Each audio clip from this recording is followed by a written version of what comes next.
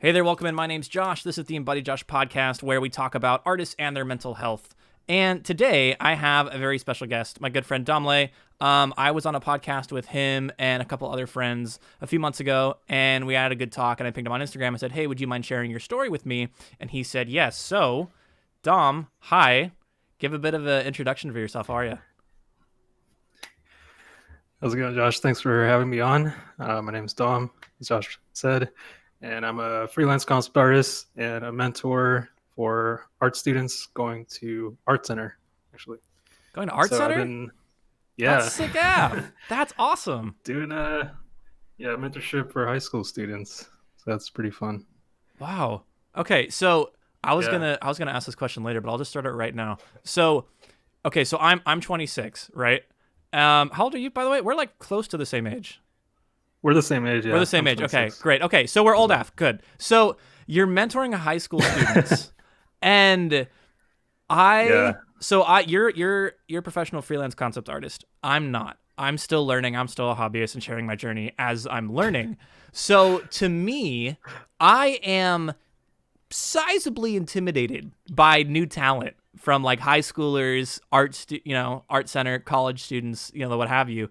And I'm just from your experience mentoring younger artists directly like that formally, what has that been like? I don't want to say like the next generation because that makes us sound too old, but like what is it like in the like realm of social media that we're in where everybody can compare themselves to everyone else instantly?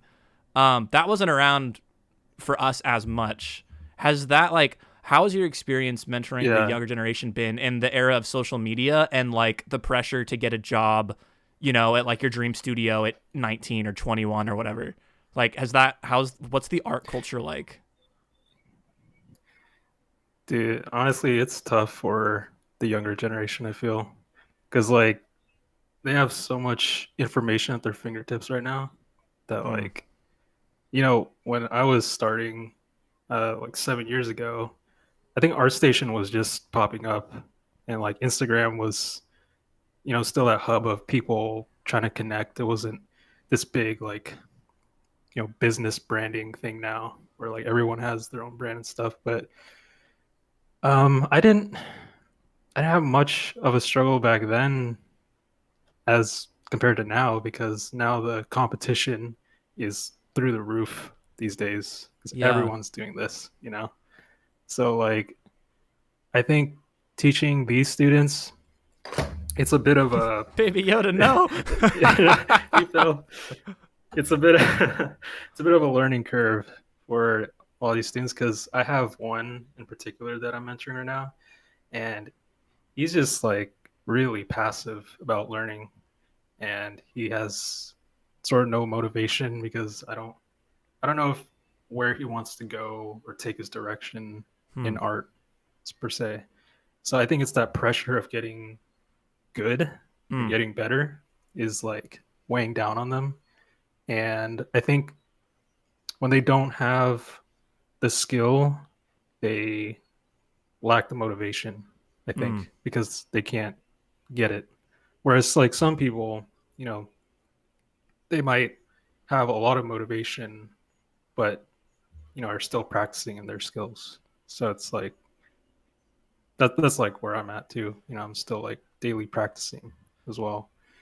But man, Yeah. No, I feel like that theme of I mean, like it's demoralizing when you feel like you suck, when you feel like that everything you make is literal garbage. Like it's kind of demoralizing to continue, especially if like yeah, the way that you then continue is by doing more horrible things like figure drawing or anatomy, right? And you can't draw a rib yeah, cage to save your life, and the bean is still super hard for you, right?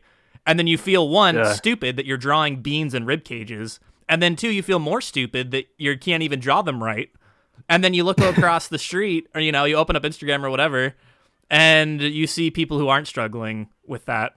So yeah, I think that that's kind of a universal art thing in general, but like you mentioned right, that it's harder, and I would tend to agree with you since we grew up with like the birth of social media. Like when I was in high school, it got to Facebook was mm, big, where it was just to the point where you would be Facebook official if you were in a relationship or not, right? Like so, like I'm not a Yeah, dinosaur, but like I got my first remember that. iPhone in college.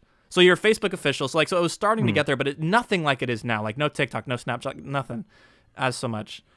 So Yeah. then, as as you're helping these high schoolers, these younger artists, and you categorize yourself as a freelance concept artist. And I feel like that, especially with games right now being so huge, and everybody, I feel like, and their mom, like you said, under the age of 20 wants to be involved with Hmm. media or entertainment or games or some sort of digital artistic like pursuit. Do you Yeah. do you tend to like do you break down what concept art is, or has concept art been conflated with illustration and like storyboarding and like general artistic prowess that like do you have a I guess my question is, when you're helping younger artists, do you ever struggle with clarifying terms, or like you mentioned earlier, like having them try to focus on what they want to improve on, because art just can be like, oh, I want to get good at art, like all of it, right? Like I want to make a Hmm. comic. I want to make the picture I see in my head, but that's often, that could be vehicles, that could be characters, that could be environments, that could be, right? It's all of these things. So Right. Yeah. in your mentorship, how do you break down that pressure to specialize that I feel like that at least the art industry and the professional world demands you do? Like that you have to be hyper specialized and hyper focused to get a job at a studio doing that very specific thing. Like how do you Hmm. handle that when you're interacting with the people that you're helping? Yeah. So I think like I kind of just let the student go with what they like. Mm. They pick like a prompt, what they want to work on.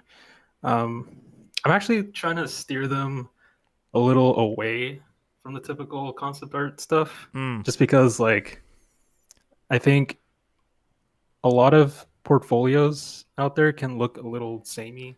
Like like a lot of people are having like the Eitan Zana style, you know? Like I Oh my remember back gosh. then, like everyone was trying to, even me, like I was trying to mimic that style Dude, because that was the everybody, benchmark. Aton is Yeah, so cool. His yeah, what is it? His fallen giant piece. I feel like that everybody yeah. knows exactly what that piece is. Like oh my, Mm, okay, sorry. I want, yes, Aton. The Aton yeah. concept style for sure. It's like that's what I thought was like the benchmark for concept art. Like 100%. this is what I needed to do to Mhm. get a job. Like I have to do this style. I have Mhm. to do this workflow. But then, over time I realized like you can break out of that mold and do what you're good at and do what I guess calls to you Mm. naturally, you know. And yeah, I try to tell my students, instead of looking at like the concept art out there, Mm. you like try looking at stuff in your childhood, in real life, like games that kind of call to you, or films, or Mm. maybe moments in life that are interesting. I guess a good example of an artist is like Simon Stahlenhogg. Mm. You know, he lives in like that kind of gloomy sort of area, and he took that inspiration to, you know, create his world and stuff. So I think like for my journey personally, I was told by my mentor Scott Flanders back in my college, Mm. and I was doing the same sort of concept arty type stuff that, you know, uh, what are those robots called where you kind of just photo bash the head into Yeah. like this weird mech stuff? Yeah. You just So I just did that for like, oh. yeah. And is, I don't know. I think like in the concept art world, it can be kind of like incestuous, I guess the Yes. term is. Like Yes. a lot of the same things are kind of regurgitated. Mm. So I want to like tell them like stay away from the tropes and try to create like a story for yourself. Mm. And I think like a lot of artists might find some struggle in creating stories, and I think like stories are really hard to create too. Mm. But I go back to like the basic stories that I've read as a kid, like the fairy tales and stuff. They all start Mhm. with once upon a time. Why don't you break it down like that? And then from there, you can create all the ideas just from that. Like, who are your characters, who are your environments or props, et cetera, et cetera. Mm. And so having like that storyline for a world building process makes portfolio building so much easier from like my experience and from what my mentor told me. So Interesting. No, that makes being consistent with that. Yeah. that makes a lot of sense. That's really like, it's interesting you bring that up. So I have a formal education in storytelling. Like I have a degree in screenwriting, right? And then art is the secondary skill I tried to superset that with. So hearing you talk about storytelling is really interesting, and I feel like that the line between visual storytelling and like narrative, like writing storytelling, like is really, if you're good at creating things visually, taking it the next step and weaving a narrative into it is like the next logical step that takes it to the next level, right? Even going like simplifying it as like poses, right? And like, and how dynamic something is, and like the mood that you can evoke, which then directly lends itself again to more story. So I definitely agree with you and think that there's something there, and that's really compelling. But I think that circling back to what you were mentioning about concept art and the incestuous repetitive nature of copycat portfolios, and everybody feeling like that they have to do some variation of photo bash 3D and paint overs to work in concept art. Yeah. From your experience right now, because I'll be honest, I started learning concept art from Shadi Safadi and One Pixel Brush and Eitan Zana and Masheko Sierra, like all that, like Naughty Dog, Gumroad, Takeoff, Ramp. Downloaded everything. Same. And Shadi Safadi's like Rules of Awesomeness or whatever else. Like, honestly, I would fanboy so hard if I ever got to interview Shadi Safadi. Like, let me just say, like, so heroes, right?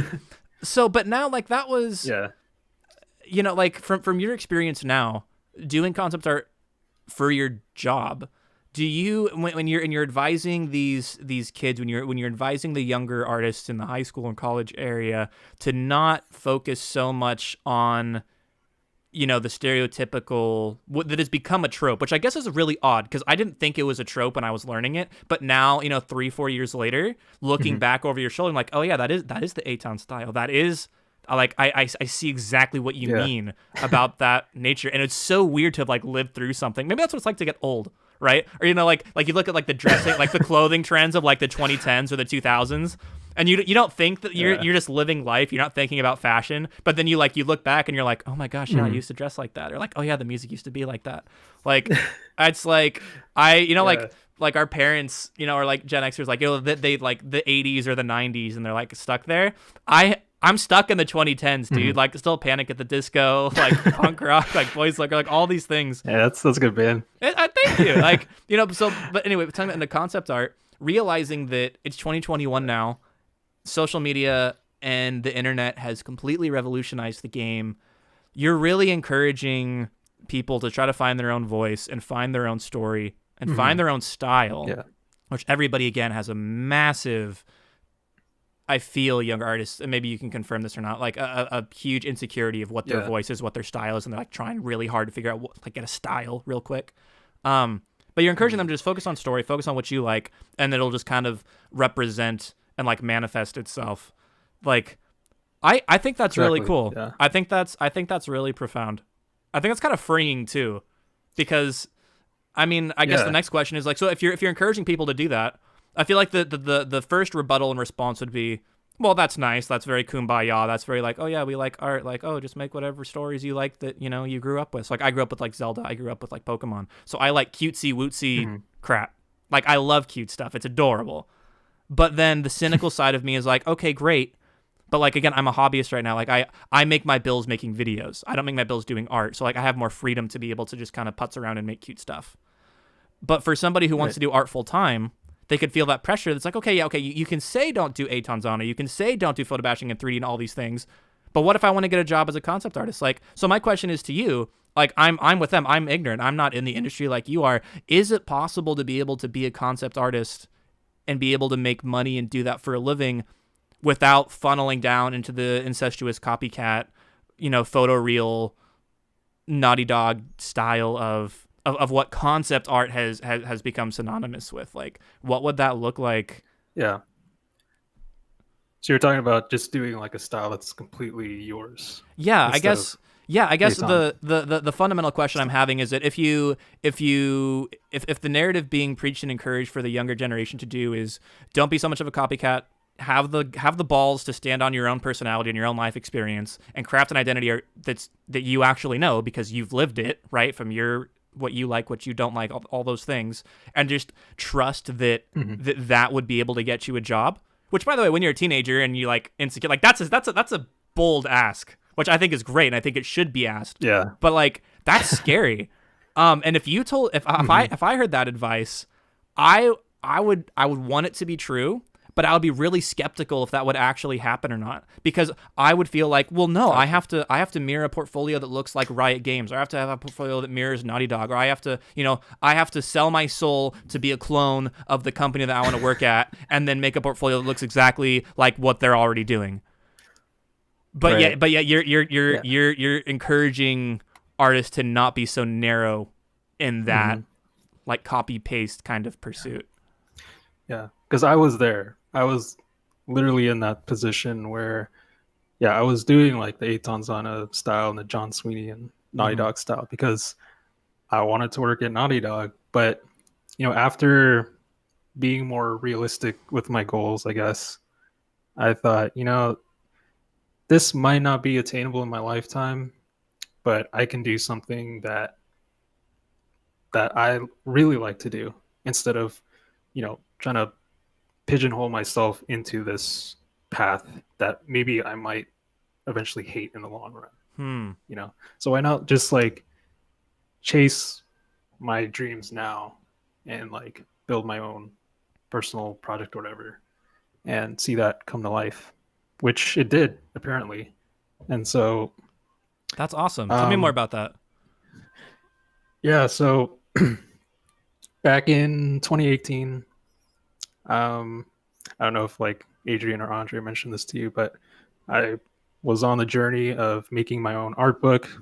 It's called Journey to the East, and it was a world building project. Mm. And at the time, like, I liked a lot of movies and films from like Indiana Jones and Tomb Raider and like adventure movies, things like that. So Mm-hmm. I thought, how can I bring all of this together, stuff from my childhood past, and put it into like this world building project? And so I did that. I started with like a few images, and I slowly chipped away at it like every single day. And this whole process took 3 years to make. Wow. Yeah. And so I didn't think much of it. I thought like nobody's gonna invest in this project. Like, but I'm still gonna do it anyways because like I really like the genre and I believe in it. I believe in this vision.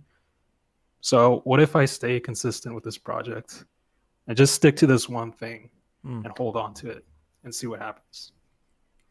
And so I did that. That's what my mentor told me. He said, if you keep bouncing around to different things, you won't have like a focused direction. Mm. And I thought like that's a good point. Yeah. I So feel that. I started with environment concept art, and then I got to characters, and now I'm in simplification in anime. And it's been like 3 years, right? And you look at people like sharing their like growth of like, oh, I grew this much in this amount of time. And I look at my growth, and I've learned a bunch of different things from a bunch of different areas, and realized that I like cutesy wootsy oversimplification, kawaii des weeb stuff. Right, but starting off with like the Eitan that's all Zana, fine. Jamma Jurabev, like Naughty Yeah. Dog aesthetic, and it took me 3 years to realize I'm just a kawaii chibi weeb, like at my heart, right? So like I didn't grow a lot and like be able to have amazing stuff to show for it, but my definition of what amazing would be, like, I don't know. I feel like there's a meme where it's like, you go to art school, you're growing up, it's like, don't do anime. You can't do that. And then it took me 3 years to realize, nope, no, it's definitely anime. It's still anime. So, but the whole notion of follow your heart, draw what you Yeah. actually want to do. Anyway, sorry, that Yeah. diversification I, thing spoke to me. yeah. I mean, I still think like you can go into any path that you want, Mm, really. Like there's the possibilities are endless when it comes to like a world building project or something like that. I think the main focus is like the fundamentals. That was like the one thing I had to free myself of and like Mm, really practice and learn it so I can do whatever I want to do and create whatever I want to create. yeah. So I think like doing paintings and doing like um, getting good at the craft Yeah. is what helped me to produce like my projects and things like that. Yeah. So Journey to the So East took 3 years. Did that you when mhm, so you didn't think anybody was gonna invest in it, care about it, whatever, but you stuck yeah. with it, you were tenacious. So it was just an art book of your world that you were passionate about, that you loved. And you finished it. Mhm, And when did you yeah. finish that? So this was May of last year, Okay, nice. and I put it out there on Instagram. I said, "Hey, here's my book. I finished the book," and people from all around the world were messaging me to get one. I was like, "This is Hey. crazy." So I felt like, okay, I can use this. This can actually work now. So making your own project like can work if you believe in it hard enough, I think, Yeah. and not giving up and being consistent with it. Okay, so I Because have oh sorry, go ahead. Go ahead. I don't, I wasn't gonna say anything. Go ahead. Uh, sorry, man. Okay, so I have two questions from that. So you finished your art book. The two questions I have for that is, one, what was the mindset that enabled you to continue to do this project that I'm sure at times could feel like, I don't know, I don't want to project myself onto you, but like when I'm really passionate about something, I can get stuck in Right. my head and feel like a tryhard. And I can cringe at myself and cringe at my effort and wonder if I'm like being a fool, of like, I'm putting so much time and so much effort and trying so hard for this. Like, does it matter? Is anybody going to care about this? Like, maybe I should just, sell out and get, do something else, right? Like, what was your anchor that let you be able to show up and do it every day? Because I feel like consistency is a major challenge for creators in general. Yeah, And then there's another it's question after definitely that, hard. but that's a big one I want to talk about first, because making an art book over the course of 3 years consistently sounds great, and everybody's like, oh yeah, just do it, But like, I feel like that Hmm. if you just like, I think there's a lot more to the story to that, aside of just show up and suck down your feelings and insecurities and just do the work. Like, sure, that's the big umbrella answer that everybody can probably conceptually understand, but doing that every day and actually doing that, I feel like you have a lot to So offer and share with people. yeah, so I think it was just my passion for the craft. Like I said, like I was obsessed with all these video games and movies that I watched in my childhood. Like I would watch The Old Mummy with Brendan Fraser like Mm. over 20 times because I was just so engrossed with that world. And so Mm. I wanted to bring that to the forefront of like my future now, or like this project particularly. Yeah. And yeah, I think it was the drive to see something like this come to life, because I've seen like other artists try to do their own art books and things like that, and I wanted to try it too. I thought, if they could do it, why can't I do it? Sort Yeah. of thing. Yeah, So definitely. it's not impossible. I mean, it's just like a book. It's not like a huge blockbuster movie or anything like Sure. that. It's literally just pages. Yeah, Um, but like, that's still a lot. that's yeah, that's especially it's if it's you're like a if simple idea, yeah, but it's especially if not you're easy. weaving a narrative Yeah, into it, right? Especially yeah. if you're actually trying to. That's the trickiest part. I think is creating the story to put in a sequence of events and to Mm, actually make it cohesive. That was like the biggest struggle I've had. But yeah, I think the biggest part is like I wanted to create something that could maybe inspire people to do their own stuff as mm, well. Yeah, that was the whole reason why I created Journey to the East, was to make like this blueprint or template for somebody who wants to do their own personal thing to see this book and be like, okay, he did it, so I'm gonna try to do it now. that's You know? awesome. That's super altruistic. I admire that. I relate. I mean, that's why I have my channel, right? Like, to Yeah, be able to help others, yeah, you're somebody doing great somebody with it. else. Oh, that's so sweet. Thanks, I appreciate that. No, but like, that's awesome. I feel like that doing something for the sake of somebody else can, the power of friendship. right?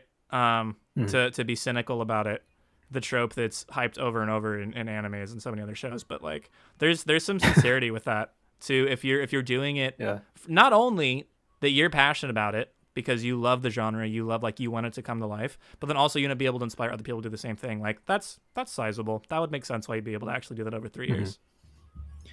Yeah. So, yeah, taking on like a one-man project obviously is not easy. I wish I had more help, but like I didn't have the funding to like hire editors or page layout artists or whoever does book layouts. Yeah. So I had to take it into my own hands, and that was a really rough process towards the end because like putting a book together is not easy. Like I had to put the page layouts together and everything and do all the text and edit my own words and stuff. Jeez.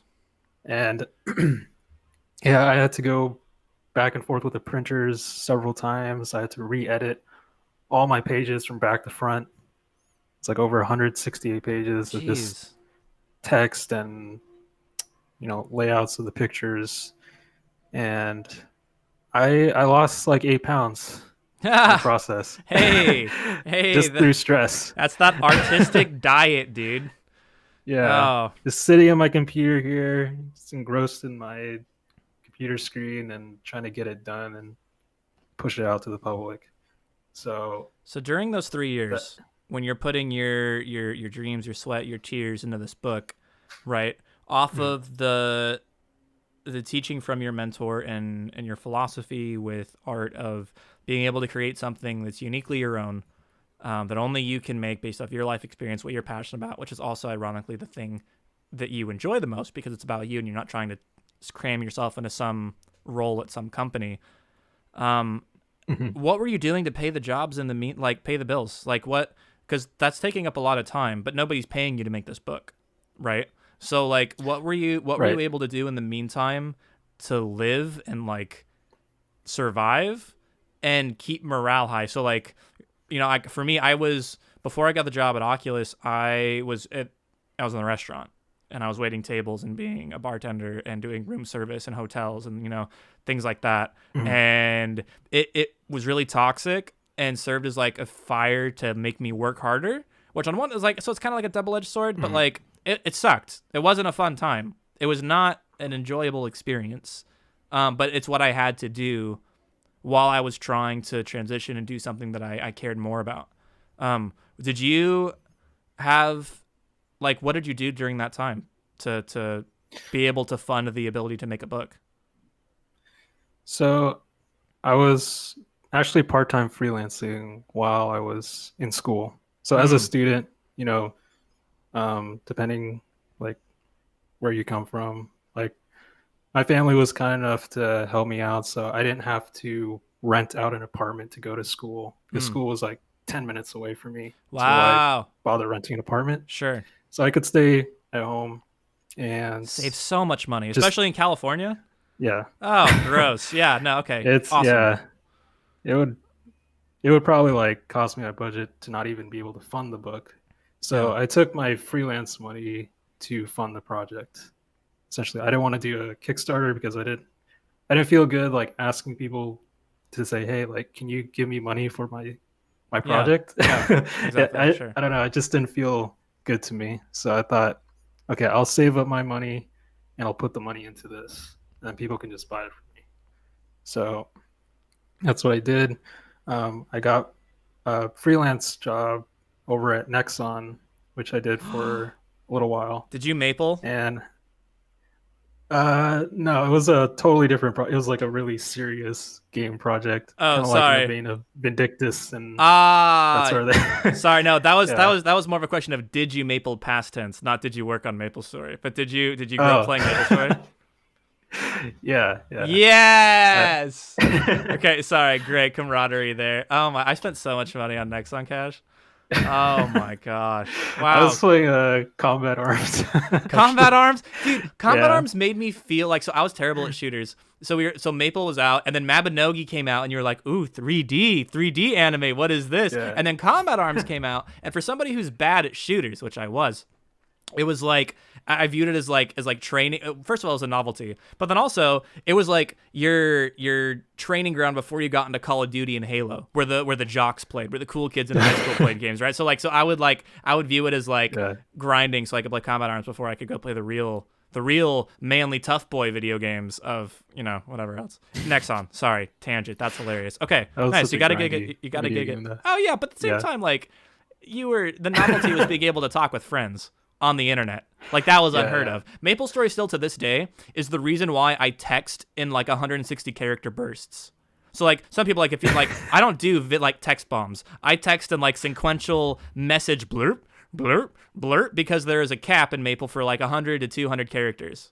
And I've like that's where I learned how to type. Like Mavis Beacon teaches typing, and MapleStory was like my introduction to technology. Nice. So it's still it annoys the crap out of my friends, but anyway. So good. So sorry, that was a huge tangent. I got really excited. So you got to gig at Nexon. Right. Yeah. So I worked there for a little bit. Anthony Jones was my art director. Crazy. Wow, it was like, that's so cool. What the heck? That's awesome. Yeah. So they picked me up through this project I was working on. So through your book? Yeah. No. So I was like, this is crazy. Like, this is an opportunity for, you know, for this kind of stuff to happen. So, you know, I took the offer and they called me in, and Anthony Jones was there, and I was like, I'll be working with you. Yeah. This is freaking crazy. Like, like don't I've choke. been such a huge fan since, you know, I started this whole thing. Like, he was one of the first artists that I looked up to, and to be able to work with him was like such an honor. Yeah. And I learned a lot from just working with those people, and this, like, I was freelancing from home, but I still like interacted with them and, you know, talked through Slack and stuff. But it was still a good experience doing like teamwork, team building, and working on a bigger project. So after that was over, you know, I was back in school, and I think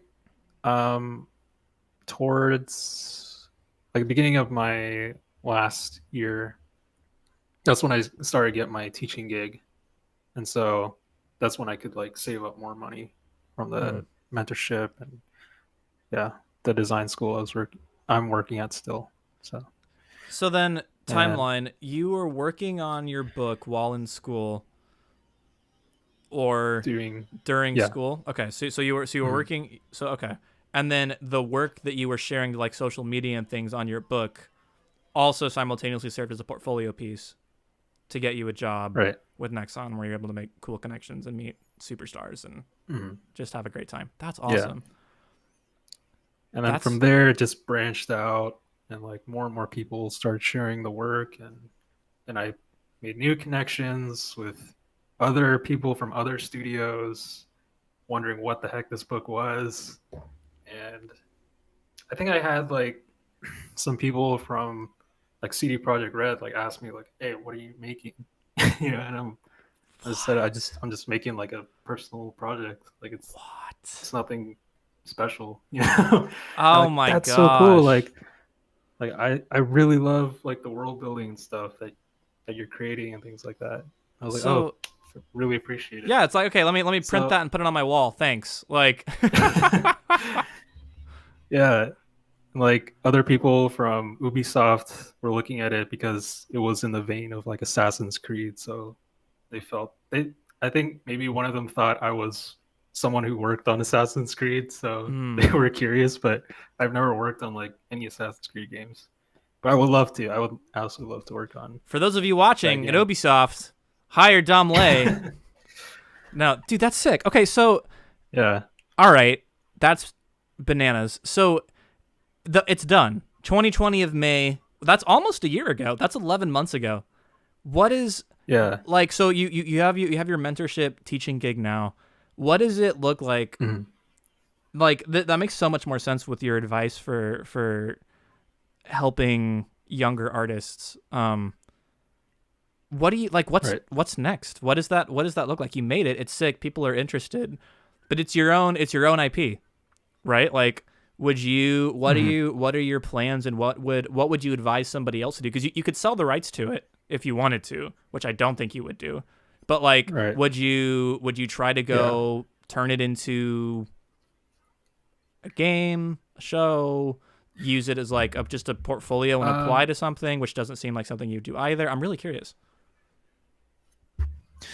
yeah, I haven't really thought out the kinks of all that yet, but I don't really plan to do like a video game out of it in a while because I don't have the technical capabilities of it yet, Mm, unless I form a team, mm, which would take more, money investment and yeah. like getting into legal contracts and all that stuff and paying people for their work. Basically So starting a company. yeah, Basically just going full indie, which you could do, but yeah, come on, yeah, that's a lot. That's a yeah. lot. It's a lot of more planning to do. And stress So and yeah, everything. I'm thinking, yeah, I might just start a volume 2 after this project that I'm doing right now, which is called Blue November, and that's hopefully going to be released this summer, and then I could dive into volume 2 of Journey to the East. So Blue So November is a side project in parallel to Journey to the East and not a direct sequel.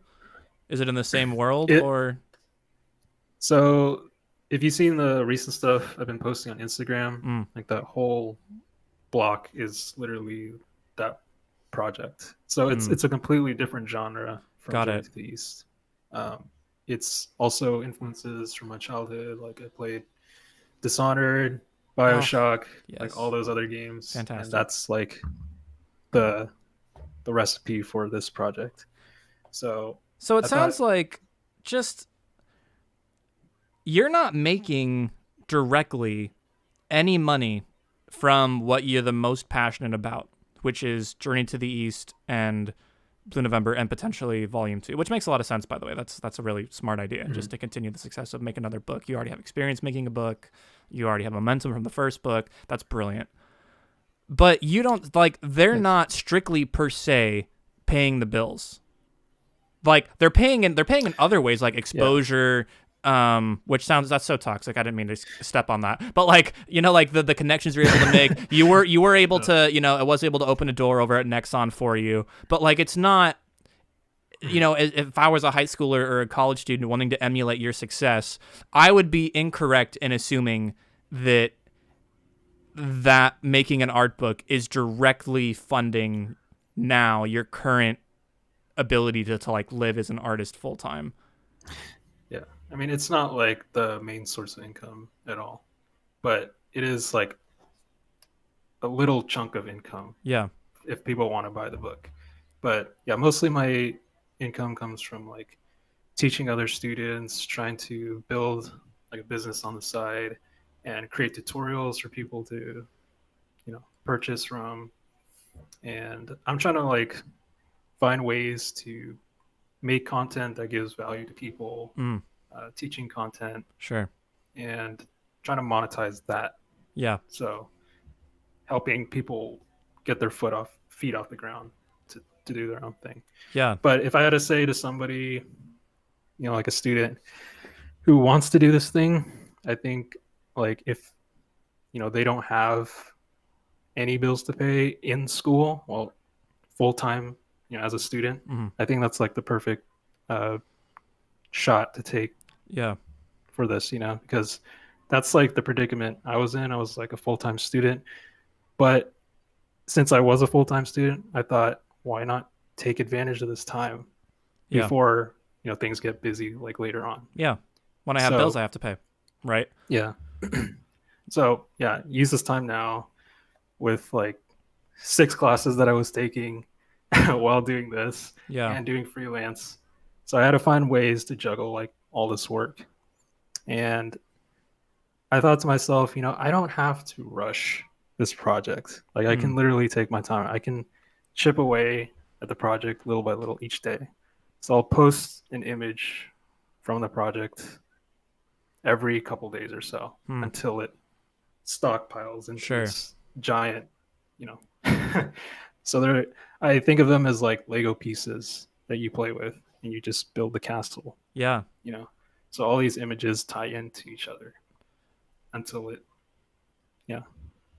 what creates I a tangible product. love about hearing what you're saying is that, and something that I think is really interesting is that, so you're saying you didn't have to rush, right? And I feel like even now, we mentioned it before about social media and, me joking that being 26 feels old if you're not already doing exactly what you're wanting to do, right? If you're not already in your dream career path, 26, like the clock's ticking, right? And we're still young, right? There's still time. But being able, hearing you talk about, just, I don't have to rush. I can do it, and being able to fund your life on things that are separate from the thing that you're most passionate about also lets you keep the integrity of that project without feeling like you have to skimp or throw in, things to appease a potential audience or things like that. You can just do whatever you actually really want to do because it's your own personal project and it's not directly responsible for paying the bills. And I feel like that the easy goal that everybody wants is they want their personal baby easy project to pay the bills, right? Like, who wouldn't want that? Like, hey, we're going to pay you $100,000 a year to make an art book and you have complete freedom over it. Of course, everybody wants that. But I feel like, at least for me, when I was first starting to learn art, I was under the impression that that's kind of what would happen if I got a job in the concept art industry. Like, if I got a job at Naughty Dog, I would be able to just love what I'm doing and get paid to do what I love. And because that's drawing cool, photorealistic photo bash art.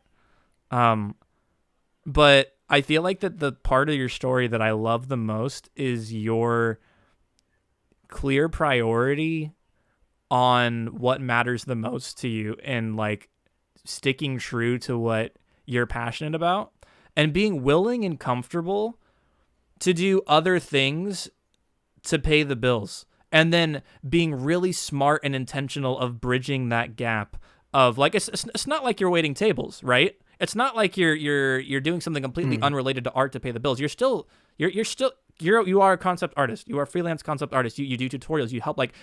Everything about you screams art, but yet you're smart enough to be able to position yourself in such a way that you're able to fund what you really want to do and keep it pure and not influenced by having to make sacrifices in order to actually survive and make ends meet.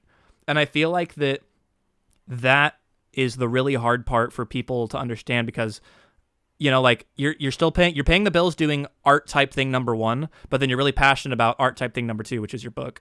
And I feel like that a lot of people in high school and college and younger, they only think about one circle of art. I'm going to pay my bills doing just art. And then they don't subdivide it and realize that there's different ways. Yeah. Or I guess in my situation that there's more than just your dream job. Your dream is obviously in this world that you're creating, that you're really passionate about, that you've had a lot of success with, that other people seem to like and are gravitated towards. And that would be the dream. Snap your fingers. What would Dom want to do? You probably want to do your book stuff full time, no? Something involved with that. Yeah. That's about the goal. Yeah, exactly. Because I think you're gonna have to make some sort of sacrifice either way. You might not be able to make art to pay the bills, so you might have to work a side job, which is totally fine. I don't see why anyone would condemn someone for working a side job. You need money. And I feel like you can get money anywhere. Exactly. But that's the thing, is I feel like that with you, you shouldn't condemn anybody else, but I feel like that artists condemn themselves. If I suck so bad, I have to wait tables. And if I was better, I could be a full-time artist, right? Which then, just, you mentioned the very beginning of the podcast, it spirals into apathy and, defeatism and just depression, because you think you're ashamed of having to do something else to pay the bills. It's not exactly what you want to do. And it's seeing you are the embodiment of contentment and patience. The channel's called EmbodiedJosh, which is funny, but you're honestly, you're the embodiment of, well, sure, yeah, you're human, right? But you have a dream, you have a goal, you're going for it, and you want to help other people along the way, and you're okay if it takes longer to get there, and you're not ashamed, embarrassed, beating yourself up, whatever, if you have to do anything else to pay the bills to get money along the way. But you're smart enough to be able to position your skills you already have to have it at least be related to what you're doing. In this case, your teaching, your mentorship, your gumroads, your tutorials, or whatever else. And I feel like that it's similar. I got to a similar point that you were currently at about a year ago, where like, so I'm storytelling is my thing, right? I want to tell stories and I want to do like art and like animate all these things. But then it's like, that's really hard to do. So like basically you want to be a creative director, Josh. Like who wouldn't want to be a creative director? Like, right? But it's like, what's something else you could do that you would also enjoy that could potentially feed into that? And I've realized that video editing is that for me. And I had this really toxic mindset before. It's like, if it's not my dream job, it's not what I want to do. Right? If I'm not a concept artist at my favorite studio, if I'm not a creative director at my favorite studio, if I'm not a, CEO of my own really successful indie company, then nothing else matters. And I'm a failure in my own mind until I hit whatever that goal is. But being able to like be at peace of like, it's okay if I do something else to pay the bills that's related to what I want to do, I'm okay. Like that's fine. That's not a bad thing. You can still like just relax a little bit. And seeing you be so relaxed, it's really encouraging and refreshing and like affirming, because I feel like there's so many artists who feel this pressure to get so good so fast and to get that dream job, and if they have to do anything else besides that one thing they think they want to do that might not even be what they want to do, then they'll beat themselves up. Yeah, because I think like when you try to rush into things, you're putting yourself on a fast track to burning out. Yep. Because I've seen a lot happen where, an artist will try to grind for that job. But once they get the job, they're not happy. And they end up like getting tired of being told what to do or burning out from the project because like they worked so hard to get this gig, and then once they get it, they're miserable. I've like had lots of peers in my past, like they're miserable when they're working like a concept art job.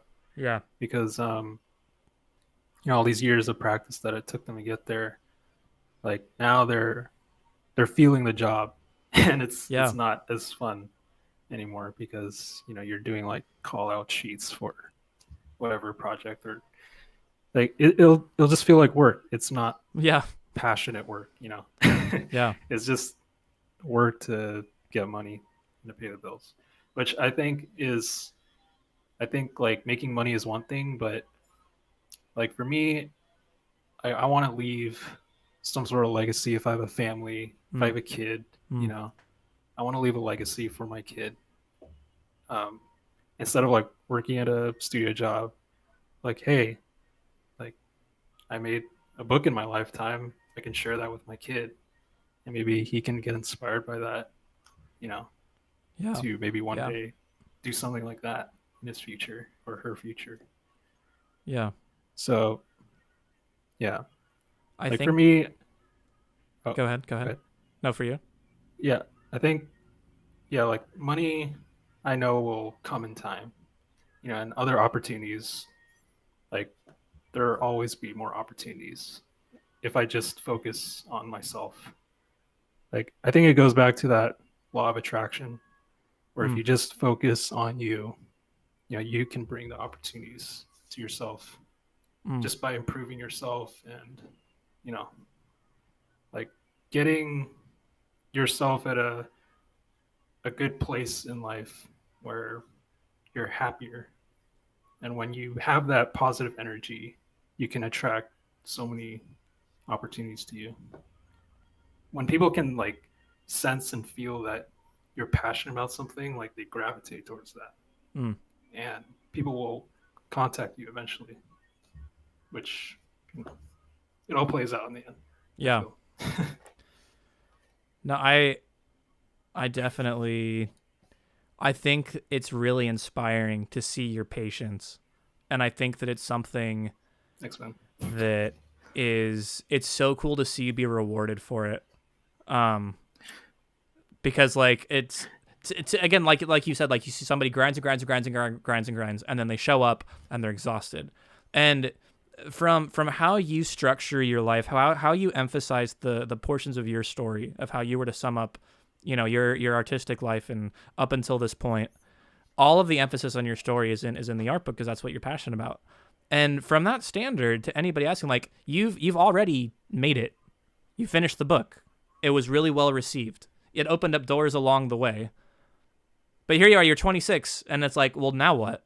But yet your mindset and your like philosophy with art almost doesn't put the emphasis on the fact that you made it. Like, of course, obviously, I'm sure you felt some sort of success on finishing the book, but yet Yeah. you're It's not able, like, yeah, yeah, it's not that feeling of like, oh, I made it. I don't have to do anything anymore.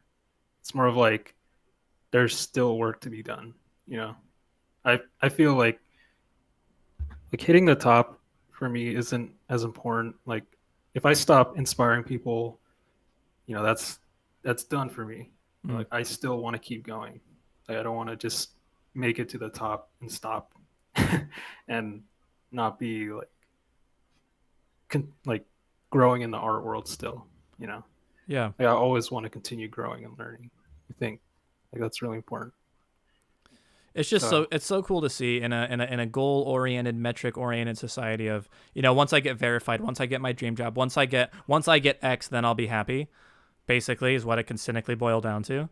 To see you have the approach for art of, I want to create what I want to create, and there's no rush in me getting that done because I believe that it'll help people and it's something that only I can make. Like, you are so content, it's contagious.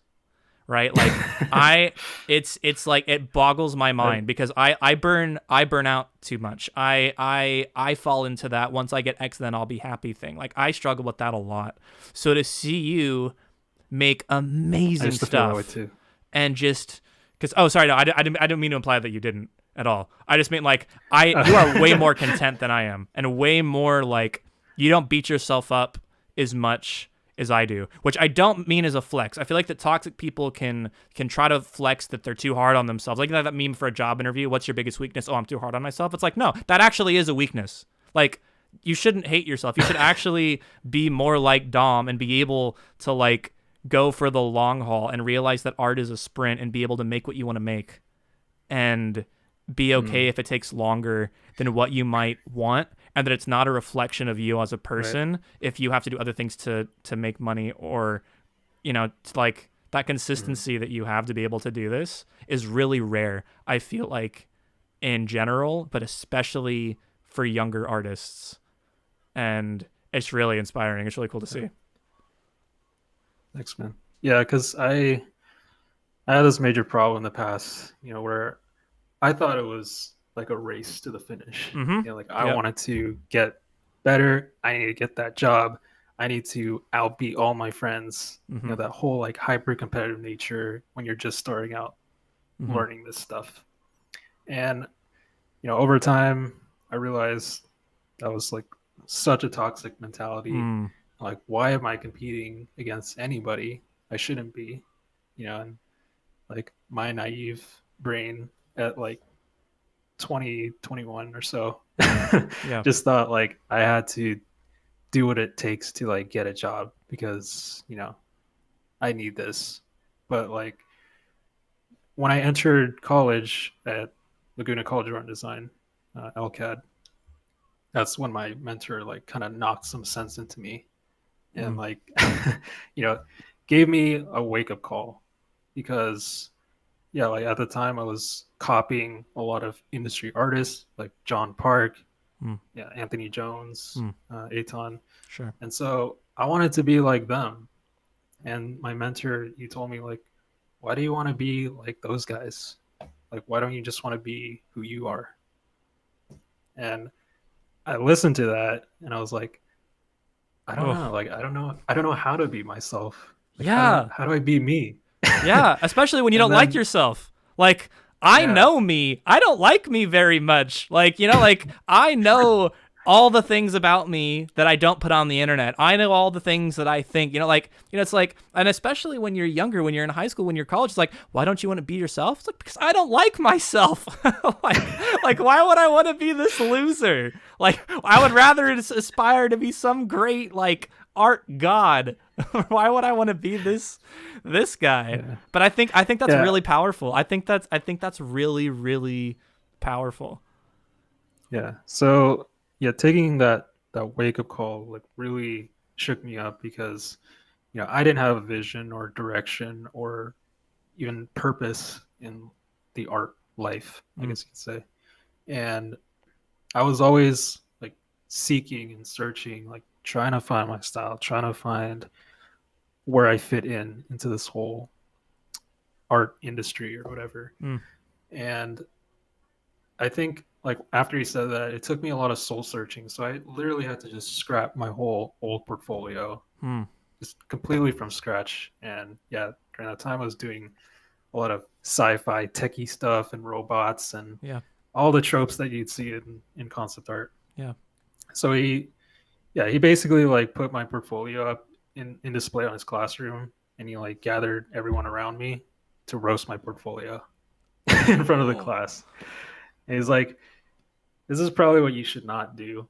Like he told everyone, and yeah, he just Oh. said like, "You need to take like this stuff out. Maybe you can leave that in. Take this out. Take this out. Take this out." Oh. And I was just like hurt. I was like so Yeah. hit. Like my self esteem just dropped. Oh. But then I realized like I needed that. Like Mm. I needed that kick in the ass Mm. because like this was serious. This was something I was struggling with, Mm. and no one was helping me. I didn't know what to do. Mm. So yeah, like my mentor said, yeah, dig deep into your childhood, find things you like, find things that influence you. Um, Stop looking at all the trends out there and just focus on cultivating like your inner voice. Like really think about it. Don't just like pick one thing and like, okay, I'll go with that. But like really sit and dwell on it and think about your future. Think about like your long term. And so I had to do that. And it was like he threw some pixie dust into my Yeah. eyes. And I just like saw how it worked now. Mm. And that was like a game changer for me entirely. And yeah, I probably wouldn't have been here now if it wasn't for him. He Yeah. goes by Shape Carver on Instagram. If you Mm. don't Oh, yeah, know we'll who he we'll is, we'll but yeah, we'll post that in the link below so people can check out. Hopefully, they can get some more pixie dust. yeah, No, I feel like that yeah. that that that has to be retaught because I feel like that we have that as kids, or like what do you want to do? Like we play Mm-hmm. make believe or we play stories or we write stories or you know Yeah. whatever, and then And you sometimes we you get overcomplicate it. mm, Yeah, yeah like it should be so simple. Like as kids, we have such a wild imagination, mm, and we think of things in such simplified terms. Like when like our parents read bedtime stories, mm, like it's so simple. Like the words are so easy to understand. mm, Like that should be able to translate to concept art as yeah well. We shouldn't have this grand, difficult scheme of how we create like our stories or our projects. It should just be like simple to understand for people who, like read and stuff. yeah. So Or even because I feel like so you have this dream as a kid, or even as a preteen or even a teen, like I have this world, I have this great thing I want to make, right? But then all of a sudden you get hit with the reality that the world's kind of scary, everything costs money, like how are you going to pay the bills? And then you just get mhm. sucked right into that copycat incestuous concept art gig, and you kind of lose touch with the real reason you wanted to create in the first place. Um, Right. and I think that so I guess my question to you would be that if you had to give a TLDR advice to an aspiring concept artist, an inspiring creative, because I don't know, concept artist might be too much of a pigeonhole, but like to an inspiring artist who thinks they want to do concept art, what advice would you give them if they're wanting to create things and worried about making it or paying bills in they're looking at colleges, like that's a huge question, but I feel like that, and there's a lot of Mhm. nuance, but the high level TLDR that you think is the most, what would you say, what would your advice be? I would just say like make sure you practice your fundamentals, make sure they're strong, and then once you can create a decent image that people like, start your project. Like as soon as you think you can do it. But Dom, what about my And job? job. well, you might have to work something else on the side that gives you income. It doesn't matter what it is, just like if you have that passion for like your side project, I don't think like working any job would matter in that sense because you're so hungry for doing your thing that like I mean, personally for me, I I wouldn't mind working like a plumber job or something if I had to just do my personal project because I'm engrossed in the world so much that like I'll take whatever money from anywhere I can get as long as I can work on my thing, you know. Yeah. That's I yeah. think that especially at an age where identity, and even in a culture where identity politics is a buzzword. We're not even going to go there. But like the question of identity, of who are you and what do you have to offer and what are you about? I feel like that if you answer that and translate that from an artistic sense, not existentially, but just narrowing in that really hard question to just an artistic lens, what is the artistic story thing that makes you tick that you like? Like, what are the things that you like and why do you like them? If you can articulate and define that for yourself, then it sounds like, and I would agree with you, that that should sustain you over the years and you will be able to grow and learn into that, and that the money will come and you might have to do some things you don't want to do. But as long as your fundamentals are there to give you the language to be able to speak that world into existence, you'll be okay. So fundamentals, figure out what you want to do, and then just kind of relax and everything will take care of itself. Yeah, hopefully. Hopefully. But yeah. Yeah, I think you just really need to have a strong vision for yourself. If you can believe it into existence, then I think it can happen. Yeah. Because a lot of times, the self-doubt kicks in Mm. and we don't think we can do it. We don't think anyone will care about it. But if you care about it, people will care about it. Yep. You Enthusiasm's have to like, contagious. yeah. Passion is So contagious. if you can like hype yourself up about it, you'll get more people invested in it. Yeah. For sure. So don't lack Um, conviction. Just get conviction and art fundamentals, yeah. and you'll figure it out. That's hard to ask of a teenager. That's hard to ask anybody, but especially Yeah. somebody at the crux of their journey. Jeez. Well, hey, Right. that's an hour. Dom, we made it. Thanks so much Oh well. for. I know time flew. Yeah. Thanks so much for being on the podcast. Yeah, Is there anything you wanna plug? you're great. We'll drop it down in the links below. Yeah, so you can visit my art station. It should be down below in the links. And my Instagram. It's pretty much all I use. I don't have Yeah. anything else really. And then Yeah. your book. We'll link your book, of course. Oh yeah. I only have a limited copy, so anyone who wants Ooh, to buy get it one, fast. Let's go. yeah. So All right. we'll be there, I guess. But yeah, thanks for being such a great host, man. You I asked appreciate it. awesome questions. Glad we were Yeah. able to have this chat. If you guys like the podcast, you can support it over on Patreon and help determine future podcast topics and vote on what other guests you'd like to have on the show. I hope this helped you. Dom, thanks so much for being here. Really appreciate it. And I'll see you all next time. Thanks, man.